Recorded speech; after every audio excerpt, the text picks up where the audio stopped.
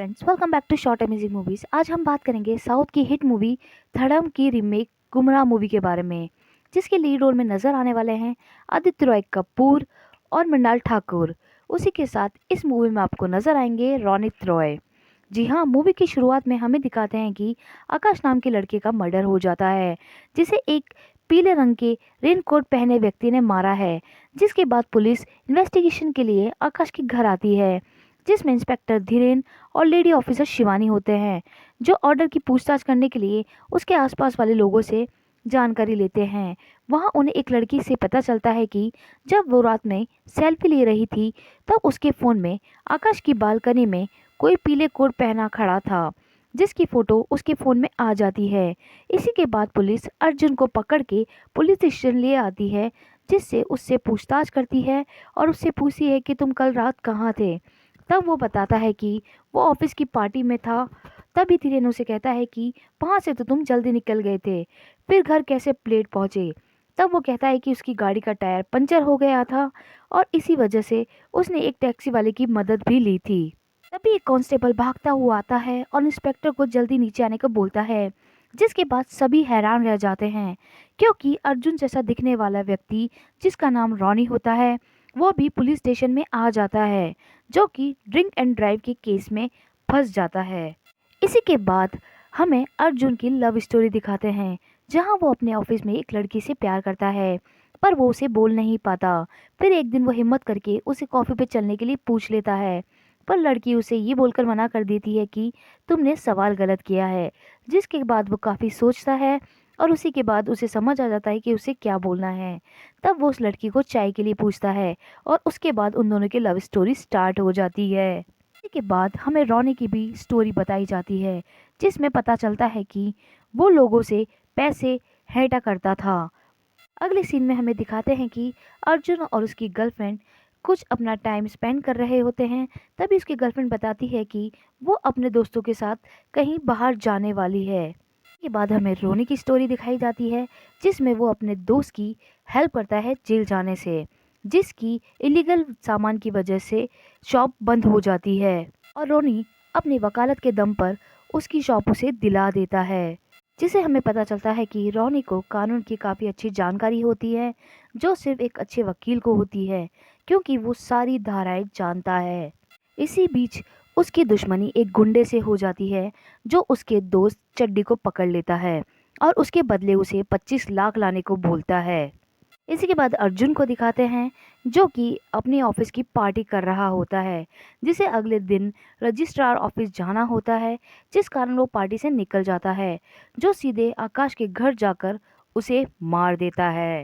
इसके बाद हमें रोनी को बताते हैं, जिसमें पुलिस स्टेशन में कार्रवाई होती है, जिसमें वो बताता है कि उसके दोस्त चड्डी की दुकान वापस दिलाने की खुशी में डॉक्टर धीरेन अर्जुन को किसी भी तरह से इस केस में फंसाना चाहता है, क्योंकि उसने इंस्पेक्टर की बेटी को उसके आशिक के साथ भगाने में उसकी मदद की थी।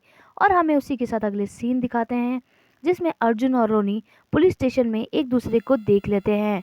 वहीं दोनों के बीच में बहुत लड़ाई होती है, जिसे देखकर वहाँ के पुलिसकर्मी उन दोनों को अलग करते हैं। और उसी के बाद हमें पता चलता है कि अर्जुन और रोनी दोनों सगे भाई होते हैं। इनके माँ बाप की लव मैरिज होती है, जिससे कुछ समय बाद दोनों तलाक ले लेते हैं, जिसमें अर्जुन अपने पिता के पास रहता है और वो बड़ा वकील होता है। वहीं दूसरी ओर रोनी अपनी माँ के साथ रहता है, जो कि बैंक में जॉब करती है। वहीं उसकी माँ को तलाक के बाद जुए की आदत लग जाती है, जिसकी वजह से वो सुसाइड कर लेती है। ये बात जब अर्जुन के पिता को पता चलती है, तब वो उसे अपने साथ घर ले आता है, जहाँ दोनों भाइयों में नहीं बनती और वो आपस में लड़ते रहते हैं। जब ये दोनों भाई कॉलेज में होते हैं, तब उनके पिता की मौत हो जाती है, जिसके बाद ये दोनों अपने अपने रास्ते से अलग हो जाते हैं। फिर हमें पुलिस स्टेशन का सीन दिखाते हैं, जहाँ इंस्पेक्टर शिवानी अर्जुन को बचाकर सारा इल्ज़ाम रोनी के ऊपर डालना चाहती है। इसलिए वो सारे सबूत नकली इकट्ठा करने लगती है, ताकि रोनी को जेल हो जाए। इसी के बाद 6 महीने तक भी इस मर्डर का सॉल्व नहीं होता है।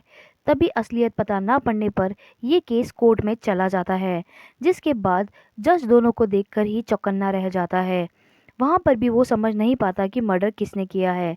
तभी जज बोलता है कि 100 गुनहगार भले ही छूट जाएं, पर किसी बेगुनाह को सजा नहीं मिलनी चाहिए। जिसके बाद उन दोनों को रिहा कर दिया जाता है। इसी के बाद सीन शिफ्ट होता है शिवानी पर, जिसे केस से रिलेटेड फाइलें दी जाती हैं क्लोज करने के लिए। अपनी फाइल में से उसे एक अर्जुन की फाइल भी मिलती है। उस फाइल के अंदर अर्जुन की जीएफ की फोटो मिलती है। तब हमें पता चलता है कि आकाश और अर्जुन की जीएफ जो कि क्लोज फ्रेंड्स होते हैं, जो कि कॉलेज में एक साथ ही होते हैं। आकाश अर्जुन की गर्लफ्रेंड से बहुत प्यार करता था, पर वो उसे पसंद नहीं करती थी। जब वो अपने दोस्तों के साथ घूमने जा रही थी, तभी आकाश ने उसका किडनैप कर लिया था और उसके बाद उसका रेप करके उसे मार दिया। ये बात पुलिस वालों को पता थी, पर उसने पुलिस वालों को पैसा देकर केस बंद करवा दिया। जब ये अर्जुन को पता चला, तो वो आकाश के घर जाकर उसका मर्डर कर देता है। जिसके बाद हमें पता चलता है कि अर्जुन ही असली मर्डर है और उसी ने आकाश का खून किया है। के बाद हमें मूवी के एंड का सीन दिखाते हैं, जिसमें अर्जुन जो कि रॉकी को एक साथ दिखाया जाता है, जहां पर वो रॉकी को थैंक्स बोलता है उसकी मदद करने के लिए, और वो ये छोड़कर चला जाता है। तो आपको ये मूवी कैसी लगी, हमारे कमेंट बॉक्स में कमेंट करके ज़रूर बताएं और हमारे चैनल को लाइक शेयर सब्सक्राइब करना ना भूलें।